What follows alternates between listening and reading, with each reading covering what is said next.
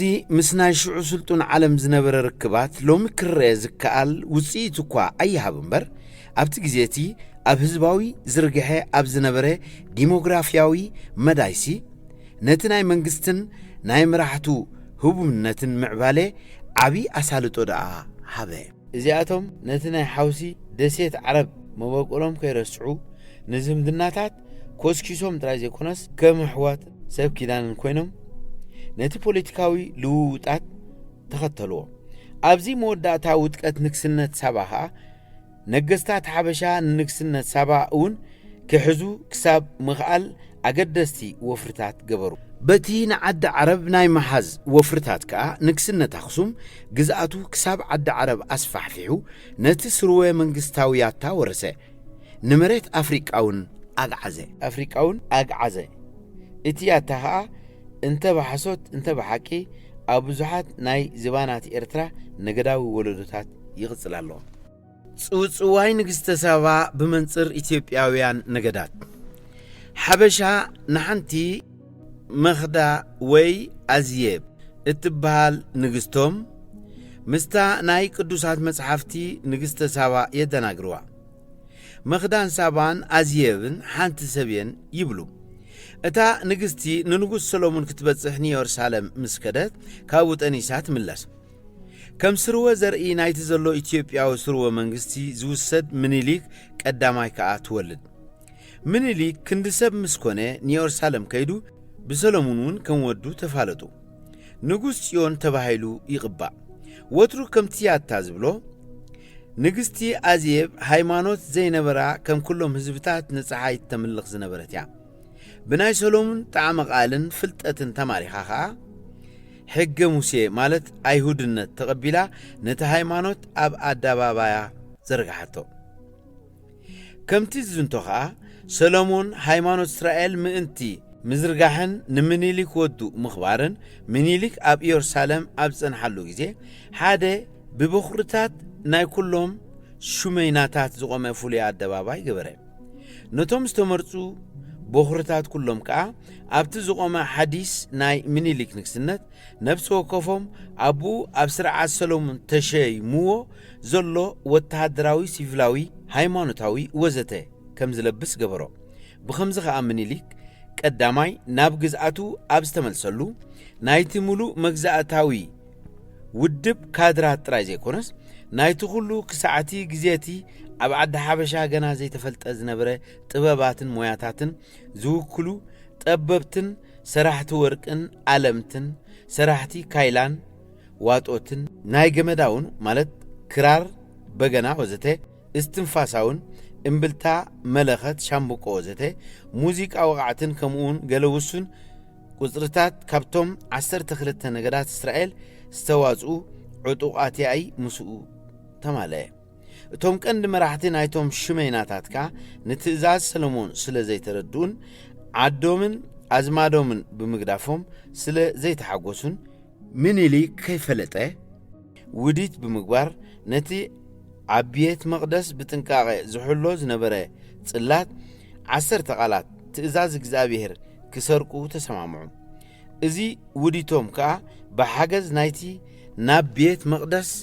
ከም ድላይ ከኣቱ ነፃ ዝነበረ ብኸምኡ ማዕረግ እውን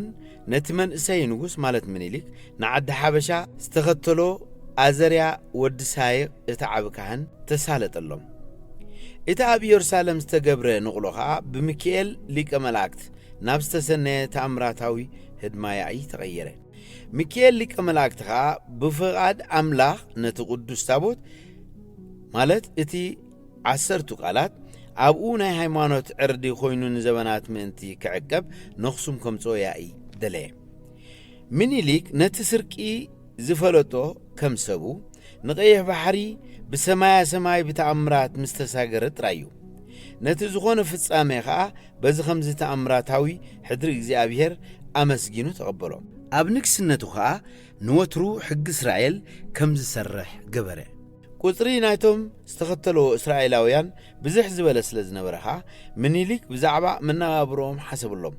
ንነብሲ ወከፎም ከዓ ከከም ማዕረጎምን ኩነታቶምን ናይ ኣውራጃታት ዓድታት ኣዘዝቲ ገበሮም ወይ ከዓ ዝሕረስ መሬት ሃቦም ንሳቶም ከ ክሳዕ ሎሚ ተባዚሖም ሓደስተ ዓድታትን ነገዳትን ፈጠሩ ክሳዕዚ እቲ ያታ ብዘይካ ሓደ ናእሽቱ ነገራት ምስቲ ኣብ ዓዲ ዓረብ ጸንሐ ሓደ ዝዓይነቱ እዩ ካብ ዓዲ ዓረብ ብኸምቲ ዝተባሃለ ድሒሩ ዝቐጸለ ሰገምታት ዝኣተወ ያታ ከም ዝኾነውን ኣየጠራጥርን እቲ ያታ ካብ ዓዲ ሓበሻ ንዓዲ ዓረብ ዝሰገረ ከም ዘይኮነ ኸዓ ርኡ እዩ ምኽንያቱ ኸዓ ሓበሻዊ ዕብለላ ኣብ ቀይሕ ባሕሪ ዝጸንሐ ብተዛማዲ ክረአ ከሎ ሓፂር ግዜ እዩ ድሕሪ ልደተ ክርስቶስ እዩ ኸዓ በንጻሩ ደኣ ክውሰድ ኣለዎ ከምዚ ዘግብር ምኽንያት ከኣ ዓዲ ዓረብ ዋላ እኳ ብምሉእ እንተዘይተጸንዐ ናይቲ ግዜ እቲ ስልጣነ ዘረጋግጽ ሓደስቲ ሓወልትታት ኣለዉ በንጻሩ ግን እቲ ናብቲ ጽውጽዋይ ተኣሳሲሩ ዝጥቀስ ናይ ገለ ቦታታት ውሑድ ኣስማት ንሓበሻዊ ቅዱምነት ክምስክር ኣይክእለን ምኽንያቱ ንሱ እቲ ጽውጽዋይ ንባዕሉ ምናልባት ናይ በቶም ካብ ደቡብ ዓረብ ዝሳገሙ ዝመጸ ወይ ከዓ ኣብ ዳሕረዋይ መዋእላት ካብቲ ደቡብ ዓረባዊ ጽውጽዋይ ዝተዋፀ እዩ ክኸውን ዝኽእል ብዘይካዚ ከዓ እቲ ብሰሎሙን ንምኒልክ ዝተዋህበ ጭፍራ ካብተን 12 ነገዳት እስራኤል ብዝተዋጽኡ ባእታታት ክኸውን ከሎ ያታታት ትግርኛዊ ነገዳት ኤርትራ 6 ጥራዩ ዘመዝግብ ማለት እዩ ናይ ይሁዳ ናይ ለዊ ናይ ቢንያም ወይ ከዓ ሚናብ ናይ ሮቤል ናይ ዮሴፍ ናይ ስምዖን ደቂ ያዕቆብ ተባሂሎም በቶም ደቀባት ይስመዩ ሚናብ ናይ ነገደ ቢንያም ወካልን ናይ ሰራዊት ማለት ምኒልክ ኣዛዝን ምዃኑ እዩ ወትሩ ከምቲ ያታ ዝብሎ ሰለስተ ካብ ደቂ ለዊ መስፍንቶ ገረሚ ዛውል ኣብ ሓማሴን ያኢ ተረፉ እቶም ካልኦት ኩሎም ግን ነኺሶምን ነቲ ካብ ተከዘን ደቡብ ዘሎ ዓድታትን ኣብ መሓዝ ንምኒልክ ተኸቲሎሞ ክፋሎም ንሓማሴን ካብ መረብ በለሳ ንሰሜን ዘሎ ዘበለ ሁሉ ተመሊሶም ኣብ ሓማሴን ነገደ ሚናብ ማለት ደቂ ሚናብ ዝያዳ ተዘርግሑ ሎሚ ብርክት ዝበሉ ክፋል ህዝብታት ሓማሴንን ኣኩለ ግዛይን ደቂ ሚናብ ተባሂሎም ይጽውዑ ኣብቲ ቐጺልካ ብዛዕባ መበቆል ነፍሲ ወከፍ ነገድ ምርምር ዝግበረሉ ብዛዕባ ናይ ወለዶታት እዚ ከም ብሓድሽ ክዝተዩ ንግዚኡ ግን እዞም ሴማውያን ባእታታት እዚኣቶም ያታ ኣብ ዘይነበሮም ሃገር ፈሊሶም ብሓይሊ ናይቲ ክቡር ዝኾነ ያቶኦም ናይ መሪሕ ቦታ ከም ዝሓዙን ነቲ ዝተጸንበሮ ቦታታት ከዓ ናቱ መሸከል ከም ዝህልዎን ዝገበሩ ምዃኖም ምዝካር ጥራይ ይካል ንነገድካ ከተኽብር ምድላይውን ገለ ካብዚኣቶም መበቆሎም ናብ ዝኾነ ካብቶም ምስ ምኒልክ ዝመፁ ምትእስሳር ጥራይ ዘይኮነስ ምስታ ዘላ ገዛኢት ስድራ ክተኣሳሰሩ ከም ዝጽዕሩ ከዓ ገበሮም ነዚ ዘቃለሎ ከዓ ነገስታት ሓበሻ ነቲ ሰሎሞናዊ ልምድታት ብምቕጻል ወለዶ ብምብዛሕ ግዝኣትካ ምድልዳልን ምዝርጋሕን ብዝብል ምኽንያት ብዙሓት ደቂ ኣንስትዮ ካብ ነፍሲ ወከፍ ነገድን ኣውራጃን ዝመጻ ናብ ደረጃ ኣንስቶምን ውሽማታቶምን ክብ ብምባሎም እዩ እዚ ከምዚ ኣገባብ በቶም ነገስታት ናብቶም ጉልታውያን ጎይቶት ተመሓላሊፉ ነቲ ናይተን ዝተፈላለያ ነገዳት ፈለቋ ዝያዳ ኪተሓላለኽ ገይርዎ ብዕድል ግን እቶም ነገዳት ኣብቲ ዝቕመጡሉ ናይ መሬት ውነና ሓደ ዘይፍለ ምትእስሳር ይዕቅቡ ክርስትናን ናይ ሓበሻዊ መንግስቲ ፈለቋን ከምቲ ዝተጠቕሰ እቶም ኣቦርጅናውያን ንፀሓይ ዝሰግዱ ሃይማኖት ኣልቦ ዝነበሩ ይመስል ሲየማዊ ሰገምታት ከዓ እስራኤላዊ እምነትን ሕግን ኣምፂኡ ዘርጋሓሎም እንተኾነ ሓፋሽ ህዝቢ ብምልኡ ናብ ዝሓድሽ ሃይማኖት ኣይተኸስበን ካብ መረወ እውን ብዛዕባ ግብፃዊ መለኮታት ገለ ኣምር ነበሮም ግሪክ እስክንድራውያን ብባሕራዊ ጽልዋታቶም ነምልኾታቶም ክባበልዎ ብፍላይ ናይ ማርስ ኣምልኾ ብኸምዚ ከዓ ናብቲ ኣቐዲሙ ዝነበረ ሓደ ተወሳኺ ኣምልኾ ኣብቲ ዓብ ጽልዋ ነጋዶ ዝነበሮ ሕምብርትታት እንተዘይኮይኑ ኣብ ካልእ ዝተዘርግሐ ኣይመስልን ጸኒሑ ካብቲ ግሪክ ሮማውያን ክርስቲያናውያን ኮይኑ ዝነበረ ወደባት ንባዕሉን ክርስትና ተኣታተወ ክርስትና ንዓዲ ሓበሻ ዝኣተወ ብቅዱስ ፍርምናጦስ ኣብ 341 ገለ ከም ዝብልዎ ከዓ ኣብ 327 ኣቢል እዩ ክርስትና ኣብዚ حوس واسن ننبينون زغونه امنتات زيو كزرقحلو زخيل صبوق بايتا زرخبه بفلاي بتي سروه نكسنتاويات تانا تتقمه مالت نتولد منليك ناب سلومونن داويتن مستي ناي قدست دنگل مريم نساون كاب نگد داويت እናት ተአሳሰረ አጉል ሕቡ ምዝማድዩ ካ እዚ ናይ ያታ ምጽምማድ ዝኸአ ንጉሳዊ ስድራ ብሙሉኡ ንክርስትና ከም ዝቕበል ገበረ መብዛሕቱ ህዝብታት ሰሜናይ ዓዲ ሓበሻ ከምቲ ዝተጠቕሰ እንተ ብርሑቕ እንተ ብቐረባ መስቲ ስርወ ንግስነት ብዝተኣሳሰር ሴማዊ መበቆል ስለ ዝንየት ነቲ ንጉሳዊ ስድራ ተኸቲሉ ንክርስትና ተቐበለ ገለ ክፋል ብልክዕኻ እቶም ኣብቲ በሪኽ ጎቦታት ሰሜን ዝነብሩ ክሳዕ ደንቢያን ቋራኑን ዝዝርግሑ ዝነበሩ ፍላሻ ጥራይ ገና ንብዙሕ ዘመናት ኣብ ሕጊ ሙሴ እሙናት ኮይኖም ተረፉ ቅዱስ ፍሬምናጦስ ወዲ ከተማ ጢሮስ እዩ ብድሕሪኡ ከዓ ካልኦት ቅዱሳንን መነኮሳትን ባሕታውያንን ብፍላይ ካብ ሶርያ ወንጌል ክዝርግሑን ክሰብኩን ናብ ዓዲ ሓበሻ መጹ مسوء خانت مفلمتا ناي روما بيزانتينن نجستات حبشان زمدناتات أنت عطفو بحموش تميتنا عسر شومنتن دهر لدت كريستوس نقص حبشا نتوم كم ناقران أبزبلة أو راجاتات زنبرو بزح زبلو كريستيان منتي محقاز أنصارتهم أبتحتناي حميار نقص تترنفو أيهوداويانن أرماويانن نعد عرب حدثتن عبيتن وفرتاتن كجبر انت تدافعها من البات بزز تتقسي مسروما بيزانتين زنبر الزمدناتاتيو اتبستفال عليه الزمدناتات تخايد قالسي لومي أبز مدايزي صباح أبت مدايتون دماوي زخونه انتاتات زمزقبه نتهاجر بحبشا كم تحز قبرو بحمشتميتن أسران حمشتن كا مالت حبشا سراويتومن حدا نقص كاب عليتومن أبعد عرب أسفرو إزي وقاوي قدايزي نقصنا تاخصوم عبيزنا أوهبو كاب شعون دحر مسناي بيزانتين أداباي كتسال زخون ركب كم زهلوه قبرو بيزانتين بوغن أبتي أنصار ناي هاتسي فارس التكايدو زنبرت ناي متعبلال وددر بحبشاويان كريستياناوي حيلتات تتقم نبرت هاتسي فارس كا نناي بيزانتينن سب كيدانان مسفحفح منتك كلاخل نطاوتاويانن اسرائيلاويانن يحجز نبره اتوم ابعد عرب زسفرو حبشا ابو تمساسلو تخونه حدا لبام زخونه ناي من محدار بوليتيكا ككايدو اي كالونمو كابتي نايدك أبات هزبتات منفس تنزلو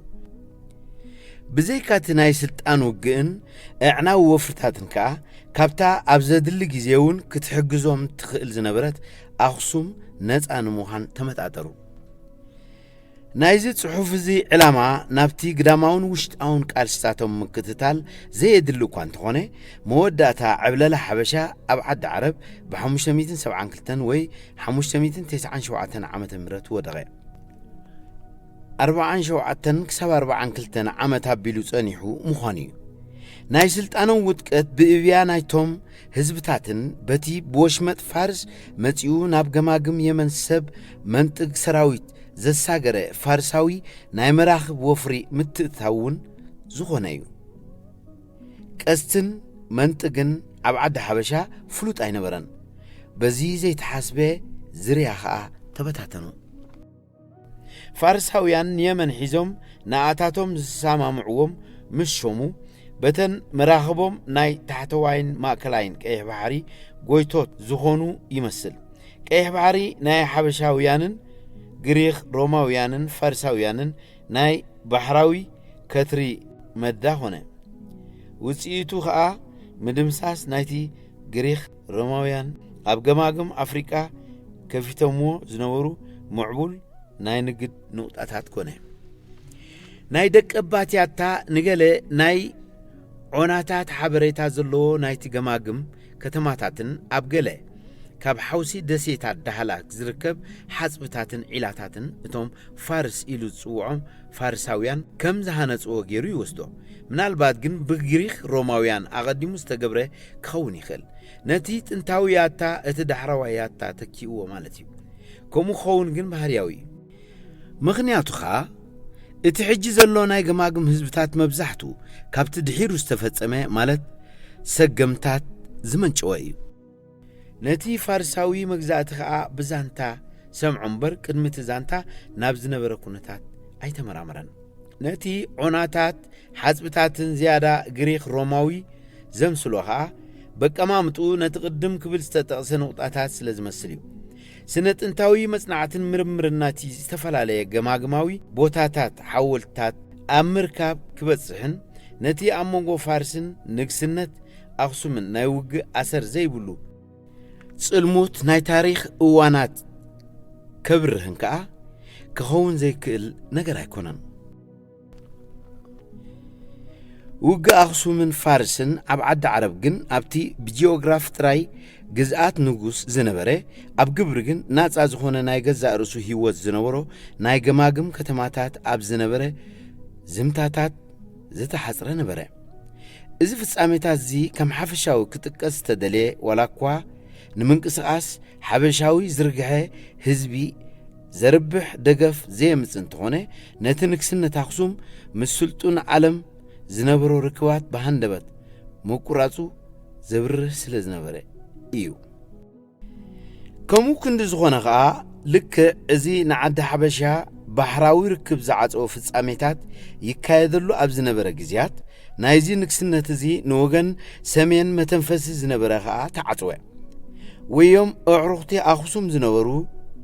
ብለማውያን ሲልኮስ ብዝተባሃለ ንጉስ ኖብያ ብተደጋጋሚ ተጠቕዑ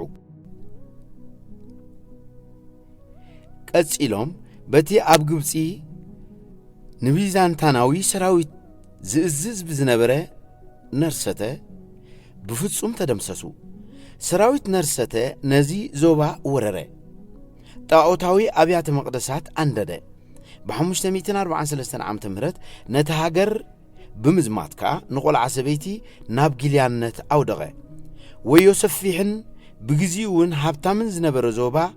መረወ ሰኣን ተካይ ስልጣን በቶም ትርፍራፍ ህዝብታት ኩሉ ሲኢኑ ናይ ከተርትን ራሰይትን ሜዳ ኮይኑ ተረፈ ብኸምዚ ኸኣ ዓዲ ሓበሻ በዚ ምድራዊ መስመር እዚ እውን ንነዊሕ ግዜ ምስ ግብፂ ክትራኸብ ኣይከኣለትን ምስ ስግር ቀይሕ ባሕሪ ግን እቲ ዝምድናታት ኣብኡ ከም ዝኾነ ጸንሐ ምስ የመን ጥራይ ዘይኮነ ኸኣ እንተላይ ምስ ሕጃ መካ ኸኣ ኣብ መንጎ ዓዲ ሓበሻን ሶርያን ናይ ንግድ መራኸቢት ኮነት ኣብቲ ዝቐደመ እዋናት ብጅግንነቱ ተወርዩ ዝነበረ ሓበሻዊ ሚሊሻታት ብዓረባዊ ሪፑብሊካትን ልዑላንን ከም ዕሱብ ሰራዊት ዝተደልየ ኾነ ኩላቶም ናይ ዓረብ ልዑላን ከዓ መሐመዱን ከይተረፈ ካብዞም ባእታታት እዚኣቶም ወይ ከዓ ካብ ኣፍሪካ ብዝመፁ ግልያታት ዝቆመ ኣካላዊ ዋርድያ ነበሮም እዚ ነገር እዚ ነቲ ኣብ መንጎ ናይዞም ክልተ ህዝብታት እዚኦም ዝጸንሐ ምዉቕ ዝምድናን ከም ሳዕቤኑ ዝቐጸለ ምልውዋጣትን ይምስክር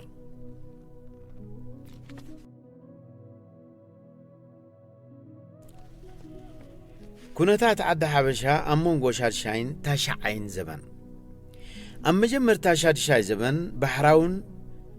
ንሰሜን ኣቢሉ ዝኸይድ ምድራውን ምንቅስቓሳት ሓበሻውያን ዕጹው እኳ እንተነበረ ኣንጻርቲ መንግስቲ ብኻልእ ህዝብታት ክመጽእ ዝኽእል ናይ መጥቃዕቲ ሓደጋ ኣይነበረን ዋላ እኳ ነቲ ናይዚ ሃገር እዚ ታሪኻዊ ልውውጣት ከብርህ ዝኽእል ታሪኻዊ ምንጭታት እንተዘይልቦ ኣብቲ ዝሰዓበ ዘበናት ነገስታት ኣኽሱም ግዛኣቶም ከስፍሑ ንደቡብ እናደፍኡኻ ንደቡባዊ ሃገራት ክሳዕ ሸዋ ሒዞም ክገዝኡ ወትሩ ምስ ሓሰቡ እዮም ኢልካ ምግማትስ መጎታዊ እዩ ነዚ ስሩዕ ሓሳብ እዚ ሓቅነቱ ዝረጋግጽ ቀዳማይ ነገር ቅድሚዚ እዋናት እዚ ንደቡብ ኣቢሉ ዝተገብረ ወፍርታት ዝነበረ ኣይመስልን ኣብቲ ግዜ ንጉስ ኤዛና ሻድሻይ ዘበን በኽሱም ዝግዝኡ ዝነበሩ ዝንገር ዝተፈልጠ ጽሑፍ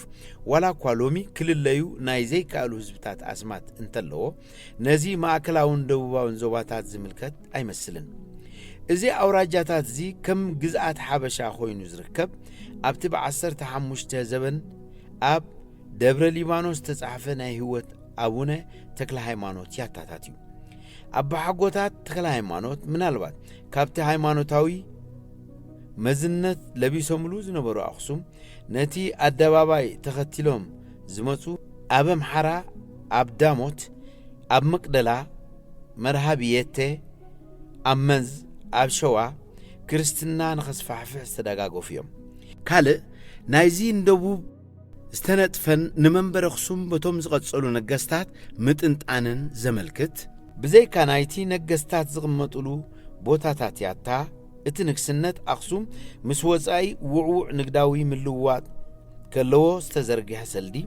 በቲ ኣብ መወዳእታ ሻብዓይ ዘበን ዝነበረ ንጉስ ሃታዝ ብፍጹም ዝተረፈ ምዃኑ ዘየጠራጥር ናይ ዓቢ ሕልፈት ምልክት እዩ። ብዛዕባ ናይቲ ሃገር ኣሰራርዓ ዝፍለጥ ከዓ ውሑድ እዩ። ከምቲ ዝመስል ግን እቶም ዝተፈላለዩ ነገዳት ንዘይተወሰነ ግዜ ብዝመረጽዎም ኣሕሉቕ ዝምራሕ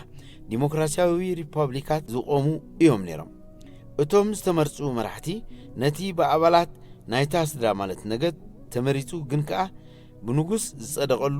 ኣብታ ኣውራጃ ንዘሎ ንጉሳዊ ወኪል ይእዘዙ ነይሮም እዮም። እቲ ናብዚ ሕጂ ኤርትራ ዝበሃል ዘሎ ዝምደብ ዝነበረ መራሒ ከዓ ባሕረ ነጋሲ ማለት ናይ ባሕራዊ ዞባ ንጉስ ባሕሪ ዝብል ሽመት ነበሮ። ነቲ ካብ መስመር በለሳ መረብ ንደቡብ ዘብል ምድርታት ግን በቶም ትግረ መሆኒ ወይ ናይ ትግረ ጎይታ ዝበሃሉ ይመሓደር ነበረ። ብዛዕባ እዚ ምድርታት እዚ እቲ ኣደባባይ ምስቶም ብኩሉ ኣውራጃታት ዝተዋፅኡ ሚሊሽያኡ ካብ መንበረ ኣኽሱም ኣብ ዝረሓቑሉ እምበር ምድረ ባሕረ ነጋሲ እውን ኣብ ድኹም ኩነታት ክርከብ ይኽእል ነይሩ እዩ ኢልካ ክግመት ይከኣል። እዚ ከዓ ነቲ ናይታ ሕጋዊ ስርወ መንግስቲ ውጥቀትን ናይ ነገደ ኣገው ማለት ዛውጌ ትንሳኤን እቲ ብሰሜን ናይ ነገደ ቢጃ ሰፊሕ ምትእታውን ምስቲ ክንምርምሮ እንደሊ ዘለና ሳዕቤናት ርዱእ ይኸውን። ኣገው ብዘይካ ኣብ ላስታን ዋግን ኣብ በገምድርን ደንቢያን ሰሜን ቋራን ምዕራባዊ ወገን ጎጃምን ካብቲ ነገድ ብዝመንጨው ኣገው ምድር ዝበሃል ስም ሒዙ ብዛዕባ ዝነበረ ኩሻዊ ህዝብታት ኣብቲ መጀመርታ ጠቒስና ነርና። ከምቶም ኣብ ሰሜን ተከዘን መረብን ዘለዉ ህዝብታት እዚኣቶም እውን ካብ ሴማዊ ስግማታት ናፃ ኣይኮኑን። ሴማውያን ከዓ ብፍላይ ኣብ ሰሜን ደንቢያ ሓደ ኣገዳሲ ዝኾነ እስራኤላዊ ትካለ ልዑላን ኣቑሞም ደልደሉ። እዚ ሴማዊ ልዑልነት እዚ ወላ ኣኽሱም ምስ ኣደባባያ ናብ ክርስትና ምስ ኣተወት ከምኡ ኢላውን ብዙሕ ምስ ጸንሐት ኣብቲ ጥንታዊ ማለት ኣይሁዳዊ ሃይማኖቱ እሙን ኮይኑ ተረፈ። ኣብቲ ማእከላይ ወገን ማለት ኣብ ላስታን ዋግን ግን ጥንታዊ ሴማዊ ምትእታዋት ክንድቲ ኣገዳሲ ይምስልን። ከምኡ ክንዝኾነ ከዓ ቋንቋኦም ዓቀቡ። ካብ መጥዓውነት ናብ ክርስትና ዝሓለፉ እውን ምናልባት ብጸቕጢ ናይቶም ፍጹም ዘሕበሽበሹ ማለት ናብ ሓበሻ ዝተቐየሩ ሰራዊቶም እዩ።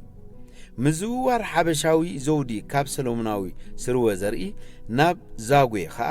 ኣብቲ ዝተፈላለየ ዞባታት ዝተመሓላለፈ ጽውጽዋያት ብነንበይኑ ይንገር። ሓደ ነጥቢ ግን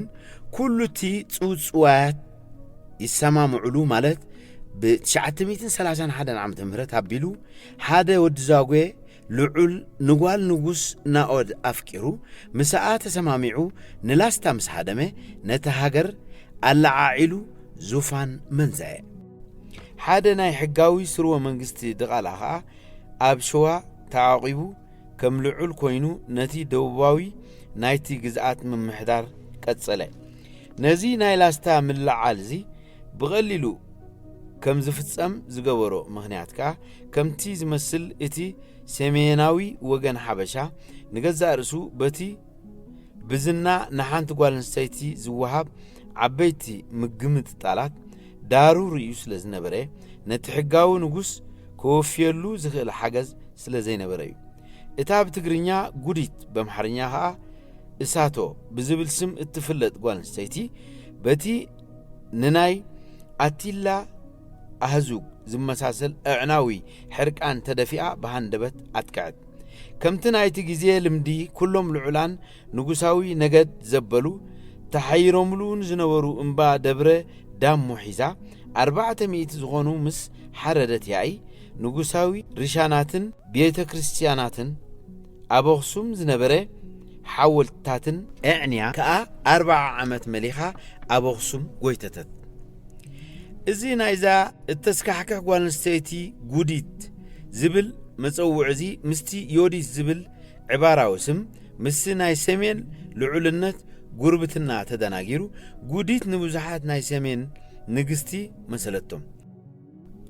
اتستتغسي جاملاو قتلتكا نايتوم نخرستنا تسألو إسرائيلاويان تقبارات مسلهم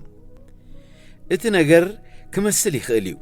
اتو قود زخانا ناقرقن أبتم ولا بوحد كتري أبزوبا دنبيا زركبو فلاشيا زياد تازي أي تعقبن ترايزي كونس كاباتاتهم حانتي إزي السمزيز نبراوي نخصوم زغزت قوانستيت نيرا نزبل تريروم ينزقو ولا اتي أبوخسومن قندرن زتعقبه ناي إساتو ياتاون كم ناي سمين إسرائيلاوي تنقستي أي وستان إزي قديت زبل قال كمتي إساتو زبل قال أبا محارنيا زلو ترقم قدامنيا قناي زترقم ساقوادا أمبر نايوديت زتتسيقك قال زي كونا مخانيو بزعبا زا التسكحكح قوالن ستيت زي اسم بار بزي كاتب استفلالي أدامامسا زتكس ساقوا كالي اسم يلبون وترو كمتنا يقندرن أخصو من تصوص وآيات زبلو كوديت ياي كابت حقاوي نغساوي سدرا أبحساء أبوردا تقرايز تولدت أحساءون نمن نبابريئة زخونا كم قلتي استوعبا نساقن نتسا خوينا أبو خصوم اتقمت زنبرت لعلتي آنيرا نايحادة قدام دياقون بفقرة هامن من مسبلة نساقا كم واقا كابت تعكيبو زنبري نايتي بيت كريستيان قمجا قلب وركي استتألفة صفتاتن كالي نساءنن سلماتن زخون كبرا قحو كم تسألا طلبت اترخو السرق تفليتو خا اتي زي تنقو أفكاري بهزباوي قطعة تدبديبو تقتله تالعلتي حانتو طباخ تقرز اتقولتي تحاديقو كم كحسا نبيت كريستيان كوهاب نساخا كابتنك سنت كسوغوغ يأي تفردت نسان بار نتهاجر قريفا نبحاد بعدا ولعول تعوبت اتو لعول أفكارامو حين تفدي كحقزات سمامه قوديت زمرحاتهم بزح زبلو عطوقات تأخاخيبهم كا ازي استوهالي عنواتات يأي فترهم ازي نقوديت زحقزا لعول من كون نيرو كوني خل اتي كم نقزتو استقبلا هزبخي اينايو كونتي روسيني تاريخ إثيوبيا قز 386 كم زبلوس ناي اسكندريا باتريارك فيلوتيو 979 كساب شحن سلستن أبز نبرو اللو كاب نقوس حابشا حانتي دبداب بتقبله نقوس حابشا أبتا ملغتنا يعدو زحزن كونتاتي قلز أنصارو يا حانت نقستي مالت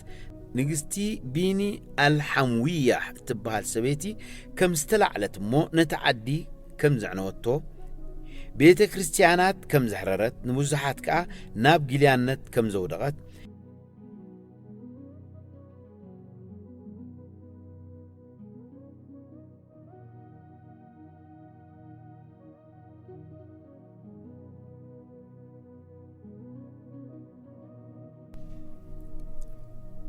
ازي بيني الحموية زبل سمجن ابت كبابي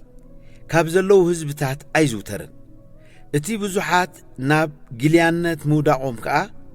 اتي حبشاوي صوصواي حق انت خوينوس اتا مسكح قديت صقعي رخيبا نايغل نجد نغست خوينا كي تخون ازياتهم كا ابتي بحراو جماجم زعدهم دامبر دك عدين تزخونوس قلايو اي مدليو ومن جماجم بحري ابت جزيتي ابتحتتن كم عرباوي ناي زبد نكسنت ويلو علنت قويمن زنبرا دسيت الدحلاك نبره حدا مهور ود حبشا كم زحبرني ናብዚ ነጥብዚ ጸኒሕና ክንምለስ ኢና ሕጂ ግን ሓይለ ኣገው ኣብ ዝተንሳኣሉ ግዜ ትግራይ ብሓንቲ ጓል ኣንስተይቲ ከም ዝተሃወኸ ማለት ንሳ ካብ ዝመፀት ትምጻእ ብወገን ዛውጌ እውን እርናበ ንምንጋስ ሓይልኻ ምድልዳል ግድነት ከም ዝነበረ እንተጠቐስና እኹል እዩ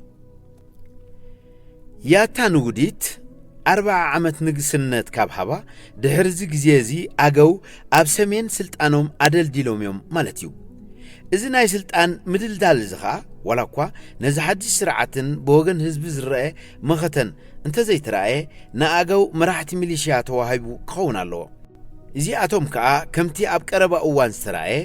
ናብ ዝተፈላለየ ዞባታት ወተሃደራዊ ሰፈራታት ኮይኖም ተዘርጊሖም ክኾኑ ኣለዎም ዕድመ ናይ ስርወ መንግስቲ ኣገው ማለት ዛጉ ብጸሓፍቲ ዜና ብነንበይኑ ይጽብጸብ ብገሊኦም 133 ዓመት እዩ ይበሃል ብገሊኦም ከዓ 300 354 372 373 ክሳብ 375 ዓመታት ምዃኑ ይንገር ቁጽሪ ነገስታት ናይዚ ስርወ መንግስቲ ዝውን ካብ 5 ክሳብ 11 ይፈላለ مسو خا ناي نفسو كف عدمه نقسنت ننبينو زخونه أصبا يختلو حدا على تراي رقصيو اتي ازي سروه منغستزي زودقلو بشحنكل تميتن سوسان شمونتن كساب شحنكل تميتن سبعان استفصمه حقاوي سروه منغستي بتوم اب شوان اب سمين شوان زركب درا بورانا امارا ساينت جاينت داونت وزته كم بعلى محدورات لعلان كوينوم سلطانوم عاقبوم زنبرو تولدي ناود استملسون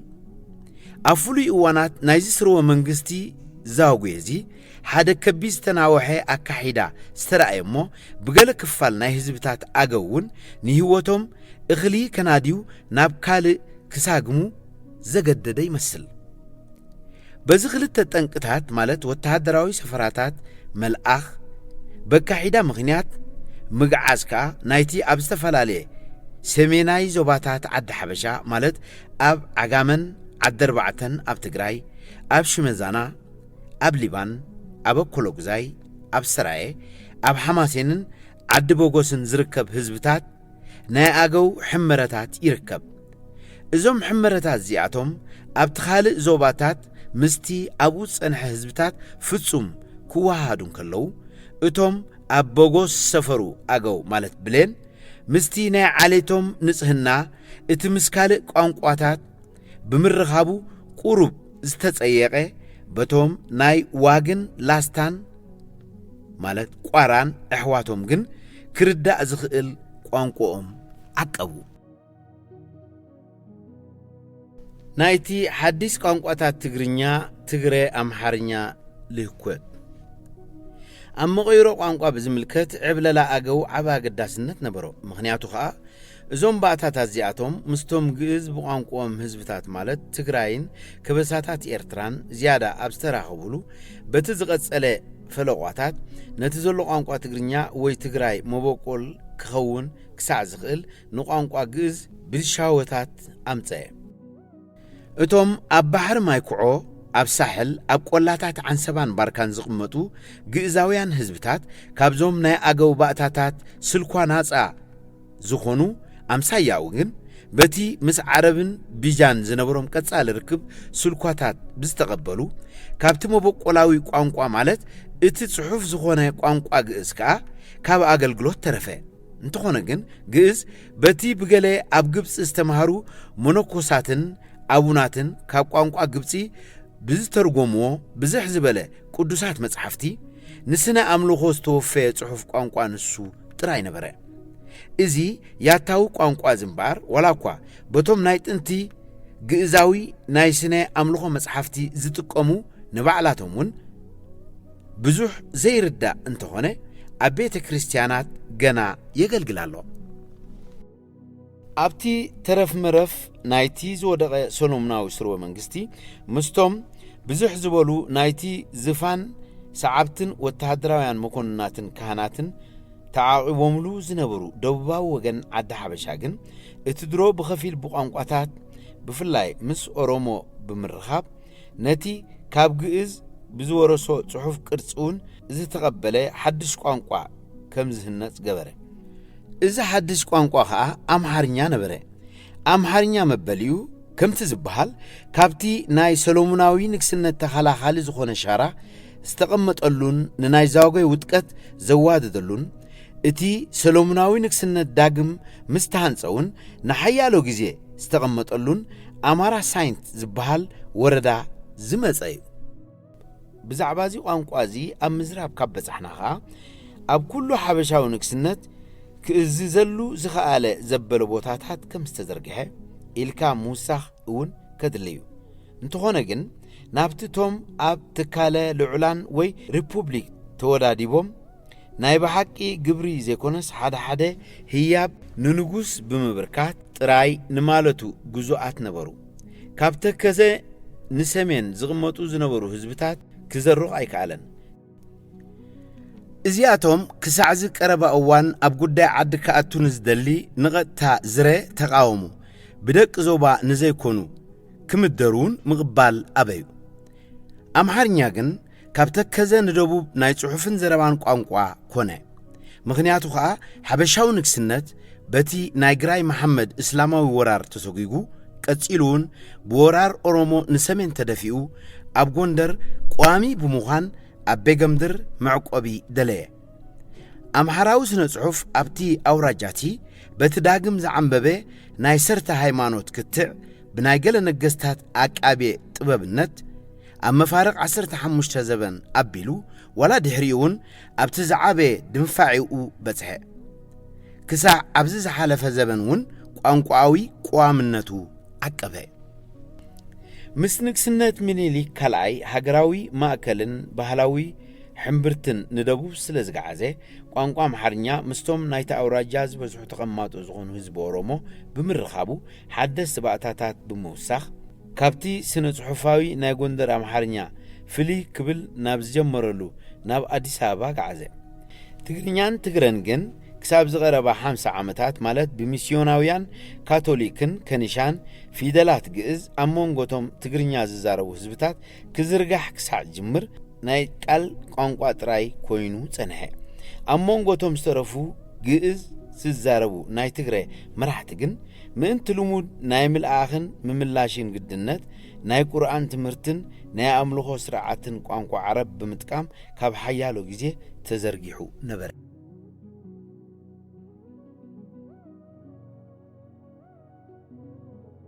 ብጃ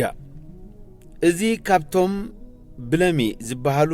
ሰሜናውያን ነገዳት ዝመንጨወ ጓሳ ዝኾነ ህዝብታት እዚ ብዛዕባኡ ድሮ ኣብቲ ካልእ ወገን ተጠቒሱ ነይሩ።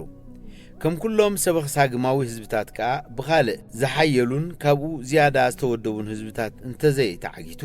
ዝሓሸ ናይ ምጉሳይ ኩነታት ናብ ዝረኽበሉ ምግዓዝን ፋሕ ምባልን ኣይጽግሞን።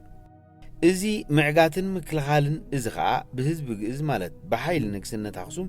ዝውከል ነይሩ። ንግስነት ኣኽሱም ወላ እኳ ምስቶም ናይ ሰሜን ጓሶት ህዝብታት ጽቡቕ ዝምድና እንተነበሮ ናብታ ሓረስቶት ህዝብታት ዝነብሩሉን በተን ሰበኽቲ መጋርያታት ክጉድኡሉ ንዝኽእሉ ንከበሳ ኣቢሎም ክቐርቡ ከፍቅድስ ኣይክእልን ነይሩ። ንግስነት ኣኽሱም ንሓያሎ ርሕቀት ካብዚ ወራራት እዚ ብመጠኑ ዝድሕን ዝነበረ ከዓ ካብ ቆላ ጋሽ ማለት መረብ ክሳዕ ተከዘ እቲ ሽዑ ብዙሕን ሓያልን ዘገዳማውን ዝነበረ ኣብ መንጎ ሓበሻን ብጃንውን ከም ጉዝጓዝ ኮይኑ ዘገልግል ዝነበረ ህዝቢ ኩናማ ኣብኡ ስለ ዝነበረ እዩ። ካብ ቆላ ጋሽ ክሳዕ ቀይሕ ባሕሪ ግን እቲ ርክብ ኣብ መንጎ ዓሌታት ግዕዝን ብጃን ቀጻል ነበረ። እቶም ጓሶት ኣብዚ ናይ ንግስነት ኣኽሱም ናይ ቀጻሊ ውጥቀት ዘበናት እቲ ንደቡብ ዘበለ ናይ ምስፍሕፋሕ ጉዕዞኦም ክቕጽልዎ ከዓ ግድን እዩ። ብውሽጢ እቲ ርእሲ ከተማ ናብታ መንዛዒ ዝኾነ ናይ ኣገው ዛጉዌ ስርወ መንግስቲ ዝሃነፃ ሮሓ ወይ ከዓ ላስታ ብምጓዓዝ ኣብ ገማግም ባሕሪ ዝነበረ ማለት ንግዳዊ ምንቅስቓስ እውን ብምትራፉ ፈንጣሲ ብዝኾነ ናይ እስላም ተዓዋቲ ዝርግሐ ኩሉ ሰባዊ ምንጫ ዓቕማ ናብቲ ዝያዳ ዝሃብተመ ገጠራት ሶርያን ግብፅን እትኹዕ ዝነበረት ሃገር ዓረብ ጊዜያዊ ዝኾነ ዘይምግዳስን ከዓ ነቲ ናይ ኣክሱም ውጥቀት ርኡይ ይገብሮ ነበረ ኣብዚ ሕጂ ኤርትራ ዝበሃል ዘሎ ከዓ ብዘይካቲ ናይ ባሕረጋሲ ካልእ ሕጋዊ ስልጣን ዝተረፈ ይነበረን ባሕረጋሲ ግን